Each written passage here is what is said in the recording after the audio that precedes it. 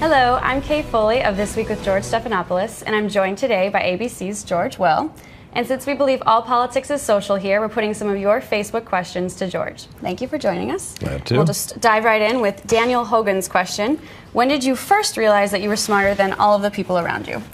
I've never realized that. In fact, I make a point of surrounding myself with people who are smarter than I am, and I have no trouble doing that. Yeah. Excellent. Well, and then the next question comes from Thomas Nixon, who asks, what is the one Inauguration Day tradition that you enjoy viewing as a journalist and as a citizen? I like the lunch afterwards.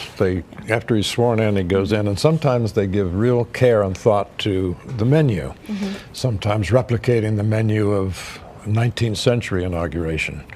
And it's just a nice index of how the world changes. Has there been a particular menu that you've liked best? Not that I can recall. Joel Sosa asks, what was the most memorable moment of your career and what was the most embarrassing? Most memorable moment was probably election night 1980. It had nothing to do with me. It had to do with the American people, because the tremendous change in the country that was coming because Ronald Reagan won.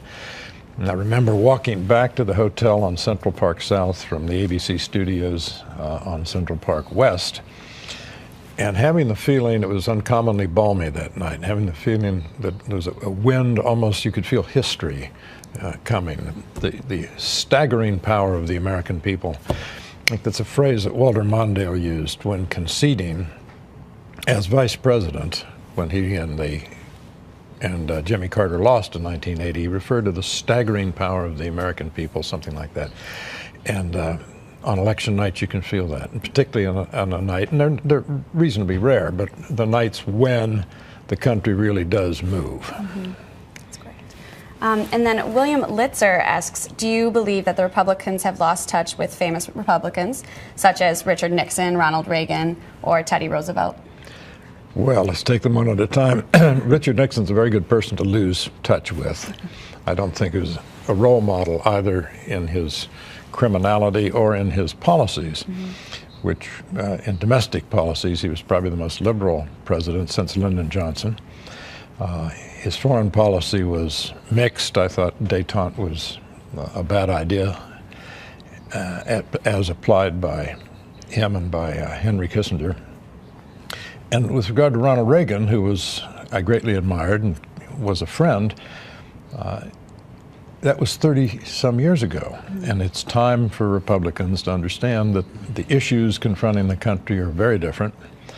As Ronald Reagan, were he here, would be the first to acknowledge. So I think losing touch with famous Republicans is probably a good idea. And do you think, or what is the single most important thing the Republican Party should do to rehabilitate themselves moving towards the midterms and the 2016 presidential race? Well, what will help the Republicans most are events. If Republicans are correct, and I think they largely are, about the arithmetic of our public finances, arithmetic is going to vindicate the Republicans' point of view. Critics of Paul Ryan, for example, say Paul Ryan would end Medicare as we know it. Arithmetic is going to end Medicare as we know it. It's just a matter of time, and everyone, I think, realizes that. So first of all, Republicans have to wait on events to begin to vindicate their prophecies. Beyond that, they have to understand that what worry Americans most are not things like individual tax rates, marginal tax rates on income. A large majority of Americans pay far more in payroll taxes than in income taxes. A great many Americans pay no income taxes. 60% of Americans pay either less than 5% of their income in income taxes or no income taxes. Rather, what worries them are the assault on their standard of living by A, rising college costs, driven by the government, and rising health care costs. A great many American families feel they're one catastrophic illness away from bankruptcy. And knowing your love of baseball, what can you tell us about the legacy of Earl Weaver?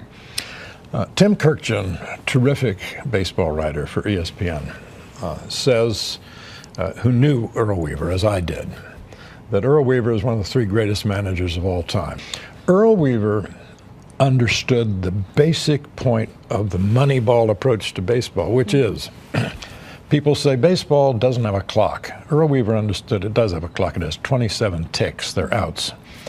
And what you do is you run the game so as to maximize your chance of not making an out. Walks, on-base percentage, all the rest. Never bunt. If you've got 27 outs, don't give them away. So Earl was probably 30 years ahead of his time in his intuitive understanding of what Moneyball made explicit. Excellent. And then just on a lighter note, what are the chances of the Nationals' appearance in the World Series, especially with all the new trades and acquisitions? Well, particularly with the new trades and acquisitions and re-signing LaRoche, great first baseman, who was probably their most valuable player last year. The Nationals are, on paper, the best team in the National League. Unfortunately, they don't play the game on paper. They play it on grass and dirt.